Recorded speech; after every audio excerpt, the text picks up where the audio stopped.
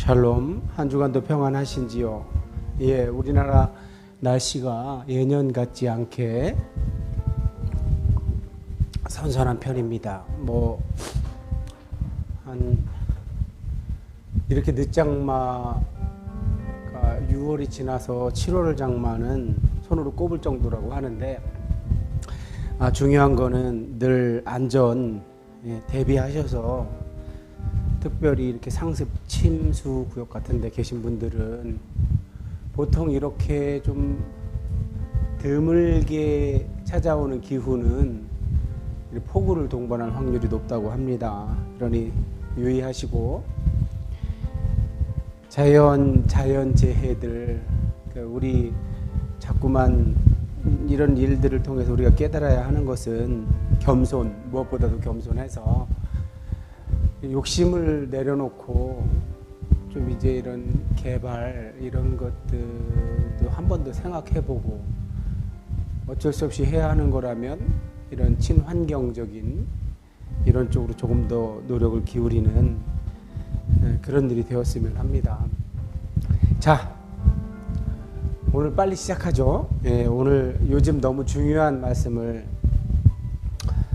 하나님께서 우리에게 들려주시는데, 우리가 깨닫는 것이 둔해서 어쩔지 모르겠어요. 제가 청중의 모습을 다 살펴볼 수가 없잖아요. 댓글을 올리셔야 그 댓글을 보고 그래도 그나마 이렇게 영적 상태를 점검해 드릴 수 있는 건데, 아직 쑥스러워서 그런지 소극적이신 분들이 계세요. 어쨌든 제가 주일날 나름대로 이제 하나님께 성령께서 인도하시는 대로 최선을 다했는데도 불구하고, 이해하는 것이 아직 어려우신 분들은 이런 칼럼 시간을 통해서 반복 학습 효과가 있으니까 조금 이 시간을 통해서 보충을 받으시기 바랍니다. 자, 로마서 5장 12절.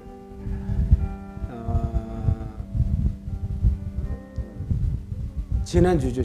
그 이전에는 1, 2, 3, 4장을 했고, 지난주는 5, 6, 7, 8장을 했고, 이번 주는 이제 9장부터 마지막 장까지 하는 건데, 돌아오는 주일날.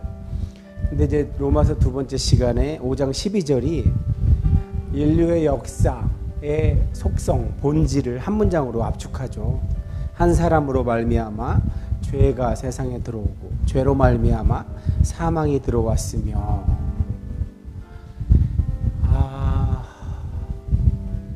저희 예원교회의 첫 출발도 이거였잖아요. 왜 인류에게 이런 곤란한 어떤 한계적 상황이 생겼느냐, 그 기원을 찾기 위해서 우리가 창세기부터 시작한 거잖아요. 선풍기 바람 때문인지 이게 바람 소리가, 잠시만요.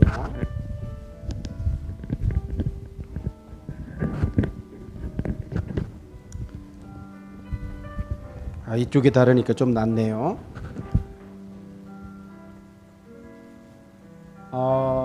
여러분, 사실 성경을 안 읽어보고 또 하나님을 잘 모르는 사람들은 내가 뭘 어떻게 한 것도 아닌데 애초부터 내게 어떤 근본적인 어떤 원죄라는 한계가 주어졌다? 이거 인정하기 싫죠.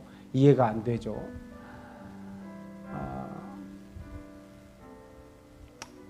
사실 우리 사람이 언어로서 어떤 경계, 범주를 정한다는 게 지극히 작은 일인데, 놀랍게도 우리 인류는 말할 수 없는 것에 침묵하자, 그렇게 말하는 사람도 있고, 또 좀 더 이전으로 가보면 영혼, 이런 세계, 우주, 신, 이런 부분에 대해서는 우리가 가진 이성으로 알 수 있는 영역이 아니다. 이렇게 이제 경계 설정을 해놓잖아요. 이제 어떻게 보면 지극히 현명한 거죠, 그죠? 그건 이성적인 영역으로 토론을 하거나 연구를 한다고 되는 부분이 아니니까 이제 그렇게 전제를 해놓고 시작하는 거, 범위를 좁혀주는 거죠. 오늘날의 학문이라는 것이 박사학위라는 것이 이처럼 굉장히 좁고 깊이 들어가죠. 그러다 보니까 그 이전 이렇게 범주 설정이나 경계 설정을 해놓기 이전 학문하는 사람들에 비해서 이런 포괄적이고 전체적인 이해에는 좀 부족하죠. 그죠? 대신에 좁고 깊게 하다 보니까 자기 분야에 있어서는 이제 경쟁력이 있죠. 근데 이제 이것이 다 장단점이 있죠. 어찌되었든 인간이 가진 그런 한계를 가지고 뭐 어떻게 그 언어라는 것이 인간의 놀라운 발명품이긴 하지만 언어로 표현 안 되고 규정 안 되는 것이 얼마나 많습니까? 그러니 그것으로 그걸 경계를 정해놨다고 그래서 없는 것 취급하고 그러면 안 되겠죠. 자, 바울이 실제로 말하고 싶은 게 뭘까요? 한 사람으로 말미암아 죄가 세상에 들어오고. 이게 죄라는 걸 자꾸만 우리 인간이 발명하는 언어로 접근을 하니까 아까 같은 그런 억울함을 호소하는 거예요. 아, 내가 뭘 어떻게 했다고. 내가 어떻게 하지도 않는데 나에게 운명적으로 이렇게 죄라는 상황이 전제된다고? 이걸 어떻게 이해해? 맞습니다.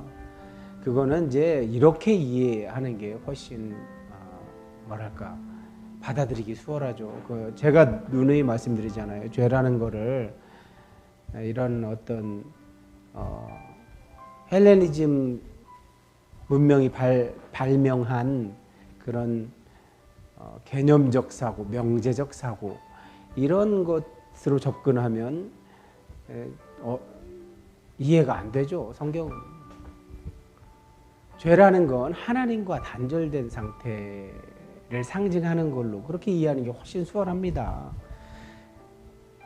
그런 어떤 과거에 그런 어떤 어찌할 수 없는 한계의 상황을 삶에서 이렇게 경험한 사람이 그 경험한 것을 자신이 살았던 세계의 세계관, 언어관을 가지고 기록해 놓은 게 그 고전이란 말이에요. 그 시대의 기록물이란 말이에요. 그러니 그때 그 시절에는 이런 어떤 뭐 신화적 세계관이 훨씬 더 강력한 기록 수단, 아까 사유의 수단이었죠.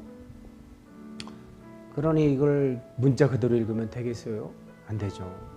자, 어찌되었든 저희도 마찬가지잖아요. 3년 전에 예원교회를 시작하면서 도대체 오늘날 우리에게 우리 인간의 시각으로 악이라는 게 왜 이렇게 여전하고 하나님은 대체 무엇 하시길래 악을 그냥 두실까 이렇게 막 푸념하곤 하잖아요. 그래서 이렇게 악이 이렇게 창궐하게 된 오늘날에도 뉴스에 얼마나 다양한 범죄와 악이 실존하고 있습니까? 그런 것의 기원을 이제 찾아간 건데 기원을 찾아가 보니까 그 당시에 세계관 언어관으로 기록되어 있더라는 거죠. 그랬을 때 이렇게 한 사람으로 말미암아 죄가 세상에 들어왔다는 건 그 한 사람은 첫 인류를 상징하는 거잖아요. 첫 인류가 하나님과 애초에 어떤 딜이 있었는데 그가 그거를 그만 욕심을 내어서 그 계약 조건을 지키지 못하죠. 그래서 인간에게 이런 한계의 상황이 주어진 거죠. 자, 그래서 바울은 그 얘기를 하고 싶었던 거예요. 바울은 지금 불공평하다는 거, 어이없다 이런 걸 얘기하려고 하는 게 아니에요. 자, 그 하나님과의 단절을 성경은 또 다른 죄 말고도 다른 것으로 또 이야기하잖아요. 그게 뭐예요? 사망. 그러니까 창세기 2장 하나님이 인류로 상징되는 첫 사람에게 이런 건 다른 건 다 네가 해도 좋아. 그러나 이것만은 하지 말아라 하고 당부를 했는데 그것을 하게 되면 넌 정령 죽게 돼 있어. 사실 첫 사람이 죽음이 뭔지는 알았을 거예요. 어찌되었든 그때 하나님이 네가 그걸 어겼을 시에 오게 되는 결과는 죽음이란다 했을 때 그 죽음 때문에 이제 바울은 결국은 이 사람의 왕노릇을 했다는 거죠. 그러니까 죽음이 그만큼 인간이 스스로 해결할 수 없는 한계 상황이라는 거죠. 그죠? 자, 그런데 죽음, 사망으로 운명지어진, 죽음으로 운명지어진 이 상태를 인류 스스로가 해결할 수 없었잖아요. 그 시험대가 구약이잖아요. 그죠? 구약의 이스라엘 백성은 하나님께서 너가 내 백성이 되면 이 토라라는 거를 줄 테니까 한번 지켜봐 했는데 지키지 못했죠. 이거 이제 신약 특히 로마서 같은 걸 잘못 이해하면 자꾸만 우리도 모르게 천국 지옥으로 흑백 논리로 가는 경향이 있는데, 자, 토라라는 것이 자꾸만 율법으로 번역을 해가지고 율법은 나쁜 게 되고 복음은 좋은 게 되는 이런 이분법적인 해석을 하면 안 돼요. 토라 자체가 좋은 거예요. 하나님이 하나님 나라 백성이면 적어도 이건 지키고 살아야지. 그게 토라예요. 그래서 이스라엘한테 한번 해보라고 했건만 이스라엘이 실패했죠. 그죠? 그걸 통해서 알 수 있는 게 뭐예요? 한계 지어졌구나. 인간이 가진 스스로의 능력으로 이거를 지키고 살 수 있는 게 아니었구나. 인간의 한계 상황을 적나라하게 보여주려면 토라를 보여주면 돼요. 토라를. 다른 게 아니잖아요. 하나님 사랑, 이웃 사랑 되더냐는 거죠. 이스라엘이 했어요? 못했잖아요. 자, 그런데 그 이스라엘이 못한 것을 하나님이 선택한 이스라엘 백성, 그들은 유대 민족이잖아요. 유대 민족으로 메시아가 오잖아요. 그래서 그걸 다 실패했지만 메시아가 와서 성공을 하죠. 그래서 그 메시아, 첫 인류로 상징되는 첫사람 아담의 실패를 둘째 아담인 예수께서 성공하신 거죠. 그 예수의 순종 때문에 아담이 첫 인류를 상징했다면 메시아이신 예수는 둘째 아담이라고 하는 게 의미가 뭐예요? 예수로 인해서 인류가 다시 죄에서 의로 자격 변동이 있었구나. 정체성의 변동이 생겼구나. 이렇게 이해를 하셔야 되는 거예요. 그래서 이제 바울이 그걸 기록할 때 더욱이라는 단어를 쓴 거예요. 죄보다 이런 메시아가 해결한 의가 훨씬 파급 효과가 크다는 거예요. 아담이 열어놓은 문보다 그리스도가 열어놓은 문이 훨씬 더 넓고 확실하다는 것을 로마서 5장이 이제 선언해주고 있는 거죠. 그 얘기는 뭐예요? 아담이라는 상징적인 인물, 인류를 상징하는 상징적인 인물이 하나님과의 계약의 실패함을 통해서 어떤 한계가 인류 속에 있었는지를 우리가 이해할 수 있었다면 둘째 아담으로 오신 예수께서 하신 일 덕분에 또 그 새 창조, 예수께서 새 창조하신 보라 새 것이 되었도다. 이 고린도후서 5장 16절 그 새 창조로 정체성이 바뀐 사람들, 이 정체성은 더 확실하다는 거예요. 그랬는데 이제 6, 7장에서 바울이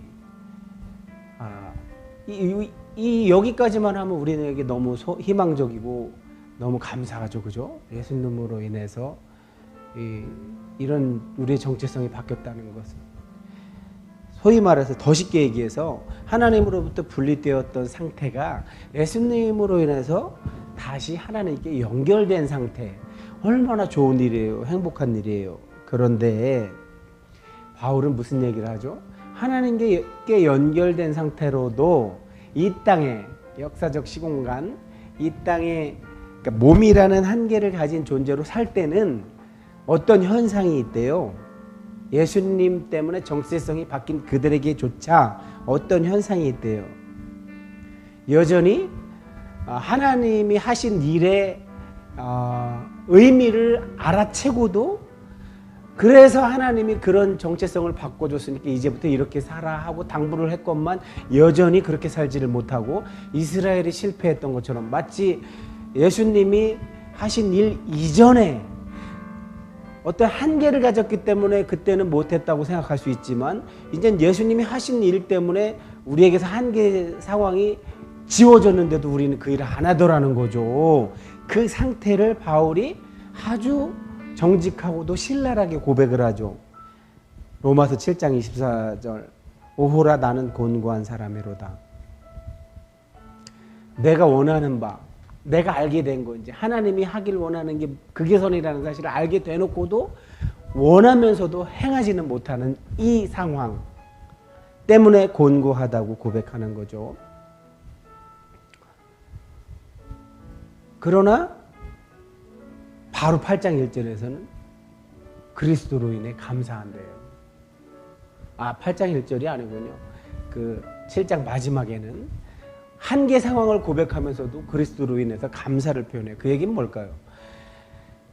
성화의 과정에서 내가 하나님의 선하시고 기뻐하신 뜻을 실천하는데 실패해도 아까 이야기했던 예수께서 하신 일 때문에 변한 우리의 정체성, 하나님이 예수님이 하신 일 때문에 우리 보고 의롭다고 선언해 주신 거, 이 상태는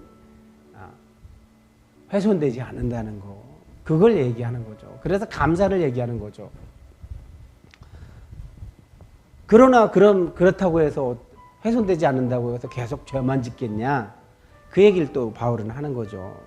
그러면서 이제 7장에서 8장으로 넘어갈 때는 이렇게 실패를 해도 우리는 져도 이기고 이겨도 이기는 정체성을 가진 자들이라는 말을 하고 나서 그렇다고 맨날 질 거냐? 그 얘기를 8장에 와서 하는 거죠. 8장 1절에서는 이렇게 예수님이 하신 일 덕분에 의롭다고 하나님께서 여겨주신 것 때문에 더 이상 하나님에게서 우리가 떨어질 수 없는 이런 정체성을 가졌는데 그래서 결코 이제 더 이상 정죄라는 건 없다는 건 뭐예요? 하나님으로부터 우리를 분리시킬 수 있는 건 이 땅에 아무것도 없다는 거죠. 이걸 정죄함이 없다고 표현을 하죠. 나중에 뒤에 가서는 사랑, 하나님, 우리를 향한 하나님의 사랑에서 우리를 그거를 그 사랑에서 끊을 건 아무것도 없다. 온 세상에 아무것도 없다. 이제 이렇게 표현하는 거고 1장에서는 정죄가 없다고 표현하는 거고 둘 다 같은 의미죠. 성령께서 우리 안에 오셔서 하시는 그 일이 그걸 보증해 준다는 거예요. 토라는 너희가 한번 해봐 하고 우리가 할 수 없었다는 것을 드러내주는 기능을 해서 어쩔 수 없이 메시아를 의지하고 메시아가 오시기를 바라고 메시아가 해주기를 바라는 그런 기능을 가졌다면 이제 성령이 오셔서는 뭐를 한다고요? 우리를 하나님께 붙어있는 상태라는 정체성도 인식시켜주지만 그걸로 끝나는 게 아니라 하나님이 원하시는 것을 할 수 있게끔 도와주시는 일까지 한다는 거죠. 이거를 이제 우리 개혁교회의 이제 시조인 짱깔뱅이라는 사람이 이제 종교개혁 2세대죠. 루터나 찌빙겔리 같은 사람들이 종교개혁 1세대라고 한다면 그들에게 바톤을 이어받아서 이제 2세대들이 있죠. 물론 지역이 달라서 그 사람의 방법론을 가져온 건 아니죠. 깔뱅이 루터의 방법론을 가져오지는 않았죠. 깔뱅 스스로의 독창성이 있었죠. 그래서 루터는 깔뱅은 율법의 세 가지 기능을 얘기해요. 좀 전에 제가 이야기했던 그러니까 토라를 이렇게 비춰보면 네가 죄인 한계를 가진 죄인이라는 것. 다시 말하면 하나님으로부터 분리된 상태에 있다는 것이 발견된다는 것. 이게 첫 번째 기능이고 두 번째는 사회 질서를 유지해주는 그 토라 자체가 최소한의 이건 지켜야 이 사회가 유지가 된단다. 그거 마지막 세 번째 기능이 있어요. 성화의 이정표 기능을 한다고 봤어요. 그 얘기는 뭐냐면 이제 정체성이 바뀐 자들이 성령의 도움으로 하나님 기뻐하시는 뜻, 하나님이 원하시는 걸 행할 때 이 토라가 하나의 이정표, 토라를 시도해 보는 거죠. 그러면 그런 기능이 있다는 거죠. 이제 이걸 토라의 세 번째 기능이라고 하는데, 성령 받았다고 해서 이제 성령이 도와서 하나님 기뻐하시는 뜻을 행한다고 해서 토라가 폐지되는 게 아니라 토라에 있는 걸 행해 보게 되는 거예요. 이스라엘이 실패했던 거, 예수님이 성공했던 거, 그럼 나도 성공해야지 하고 토라를 시도해 보는 거죠. 예수님도 결국 토라를 시도해서 완성하셨듯이 말입니다. 자, 그러면서 아까 말씀드렸던 8장 처음에서는 정죄함이 없다. 이건 뭐라고 했다고요? 예수님이 하신 일 때문에 하나님과 단절된 상태였다가 하나님과 다시 연결된 상태, 이 상태를 정죄함이 없다고 표현한 거라면, 이제 8장의 마지막 부분 38절 39절에서는 사망도 생명도 현재도 장래도 그 어떤 피조물도 그리스도 예수 안에 있는 하나님의 사랑에서 우리를 끊을 수 없다. 그리스도 예수 안에 있는 하나님의 사랑, 이거 하도 교리적으로 주입돼 갖고 감동이 없죠. 감회가 없죠. 그리스도 예수 안에 있는 하나님의 사랑이란 말을 들으면 감격하고 가슴이 울려야 되는데 그게 안 되잖아요. 왜 그런 거예요? 너무 교리적으로 주입받아서 그렇죠. 그리스도 예수 안에 있는 하나님의 사랑이 뭘까요? 하나님이신 그분이 자신과 동등됨을 취할 것으로 여기지 아니하시고 자기를 비워 종의 형체를 가시사 죽기까지 순종하셨으니 곧 십자가에 죽으심이라. 전지전능하신, 모든 걸 할 수 있는, 다른 방법론도 얼마든지 있는데 자기가 죽는, 사람의 몸을 입고 와서 죽는 방법으로 뜻을 이루신, 이게 사도 바울은 사랑의 절정, 사랑의 최고치라고 본 거예요. 그러니까 앞에 시작할 때 정죄함이 없나니나 끊을 자가 없나니, 이거 다 같은 의미예요.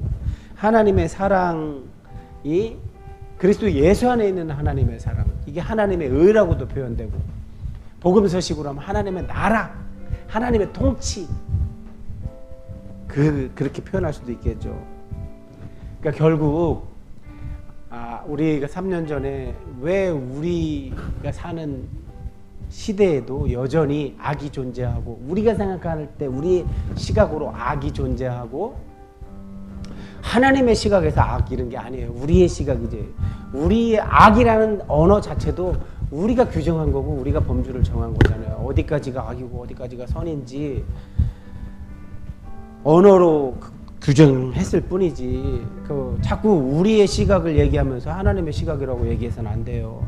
우리가 실패로 보는 시각도 하나님께서 실패가 아닐 수 있으니까. 어찌되었든 우리가 3년 전에 대체 우리의 시각으로 보는 이런 악은 왜 여전하고 우리는 한계를 가졌고, 이런 것에 대한 궁금증에서 창세기부터 시작해서 요한복음, 사도행전 이렇게 쭉 와서 지금 사도행전 중간에 사도 바울의 생애에 기록된 7가지, 그 중에 마지막인 로마서, 바울의 사상이 여기 집약되어 있잖아요. 그래서 바울은 이제 5, 6, 7, 8장에서는 뭐 어떻게 결론을 내는 거예요? 아담으로서 시작된 하나님과 사람의 이야기가 비로소 메시아로 오신 예수로 인해 완성됐고, 그 이야기를 여전히 예수의 길을 따르는 우리들이 살아가고 있는 거죠. 이야기를 계속하고 있는 거죠. 그게 사도행전이고, 우린 사도행전에 나머지 이야기를 써나가는 사람들인 거예요. 여기서 우린 누구라고요? 제사장적 역할로 부름받은 성령으로 거듭난 자들이죠. 제가 분명히 다시 한번 말씀드리고 오늘 마칩니다. 이제 더 이상 자꾸 선악 이분법으로 구분해서 구분되지도 않아요. 명료하게. 그러니 자꾸 어리석은 그런 선악 이분법, 오늘날 저는 극우 진영이 자꾸 그 국회의원들 무슨 청문회니 뭐 국정조사니 할 때도 자꾸만 이런 보수 극우파들은 어떻게 질문을 해요? 그래 주적이 누군데요? 이런 식으로 가잖아요. 그거 어릴 때 하는 거예요. 어릴 때, 어린 수준에서 하는 말이에요. 그거는 나이를 먹고 연륜이 생기면 이분법이 이제 더 이상 있으면 안 돼요. 아주 묘한 뉘앙스들을 가진 언어를 사용할 줄 알아야지. 하나님의 시각을 점점 갖게 되면 모든 것이 합력하여 선을 이루는 구조, 그런 언어를 사용해야지. 자꾸만 적을 선정해서 자꾸 대적하려고 하고 이러면 안 돼요. 자, 구원론에서 탈출하세요. 이제 예수천당 불신지옥 같은 단순화된 흑백 논리 거기서 탈출하셔서 이제 이 우리가 사는 세상에 다양한 종교가 있고 뭐 다양한 사람들이 살아가고 있는데 함부로 불교라고 뭐 다른 종교라고 지옥이야 너는 하고 어리석은 행동을 해서도 안 되고, 뭐 봉은사 가서 여리고 성받기 하듯이 그런 건 매우 어리석은 행동이에요. 그렇게 하는 하나님은 그걸 원치 않으세요. 하나님 나라를 맛보고 누리고 전하는 방식이 콘텍스트가 달라졌어요. 우리 사는 시대에. 그러면 자, 콘텍스트는 달라졌어도 영원히 변치 않은 방법이 하나 있다니까요. 그건 뭘까요? 예수님, 어제나 오늘이나 내일이나 언제나 동일하신 예수님이 하신 그 방법만, 콘텍스트가 아무리 시대가 변하고 시간이 흐르고 역사가 변해도 그건 정답이죠. 늘 정답이죠. 그 예수님이 하라고 한 게 정답입니다. 마태복음을 마치면서 예수님이 그러므로 이제 총정리해서 그러므로 어떻게 하라고 하실 때 뭐라고 말씀하시죠? 그러므로 너희는 가서 아버지와 아들과 성령의 이름으로 세례를 베풀고 내가 너희에게 분부한 모든 것을 가르쳐 지키게 하라. 볼지어다 세상 끝날까지 내가 너희와 항상 함께 있을지어다. 이거 짧은 말씀이지만 이 안에 엄청나게 깊은 의미가 담겨 있고 이게 정답이에요. 지키도록 가르치는 건 자기가 하는 수밖에 없어요. 예수님이 그러셨던 것처럼 자기가 먼저 실천해야죠. 실천. 들은 말씀을 실천해야죠. 그거를 바울이 8장에서 강조하고 있는 거예요. 예수님이 하신 일로 인해서 우리는 이제 더 이상 정체성이 변할 일은 없어요. 그러나 그렇다고 해서 그럼 계속 구약의 그 한계를 가진 인간이 됐을 때 했던 짓 그걸 계속 되풀이할 거냐? 아니지 않냐? 지금은 성령님이 우리 안에 오셔서 도와주고 계시지 않느냐? 그러니 그분이 도와주신 그런 분이 자꾸만 생각나게 하고 깨닫게 해주신 것을 하려고 해야지. 그게 아까 이제 좀 좁히자면 예수님이 시키신 거, 내가 분부한 모든 것을 가르쳐 지키게 해라. 지키도록 가르쳐라. 그러면 내가 임마누엘 해줄게. 그게 무슨 뜻이에요? 성령으로 충만하게 해줄게. 너희를 주장해줄게. 너희를 장악해줄게. 강권할게. 이 뜻이잖아요. 자, 이제 내일 모레 주일날에는 이제 로마서 마지막 부분인 이제 실천 부분, 이렇게 실천하며 사는 것이 하나님의 뜻이라는 것, 그런 정체성을 가진 자들이라는 것을 말하고 나서 그러므로 너희는 이제 그러므로 형제들아 내가 하나님의 모든 자비하심으로 너희를 권하노니 너희 몸을 거룩한 산 제물로 드리라. 이는 너희가 드릴 영적 예배니라. 이 말씀으로 시작하는 그 본문으로 내일 모레 뵙겠습니다. 자, 제가 정리 잘 해드렸죠? 자, 주일날 부족한 부분 여기서 보충 받으시고 또 계속 자꾸 성령께서 이렇게 조명해 주셔서 떠올리는 그 거듭난 사람들, 제사장 역할을 하고 부름받은 사람들은 자신을 쳐서 성령께 복종시키는 그 일에 게으르면 안 됩니다. 괜히 저 자연인들 손가락질하고 그러지 마세요. 그들 지옥 가는 사람들 아닙니다. 제사장 역할로 부름받은 우리들이나 잘합시다. 네, 여기서 마치겠습니다. 내일 모레 또 말씀, 하나님이 주실 말씀을 기대하면서 은혜를 사모하면서 오시기 바랍니다. 감사합니다.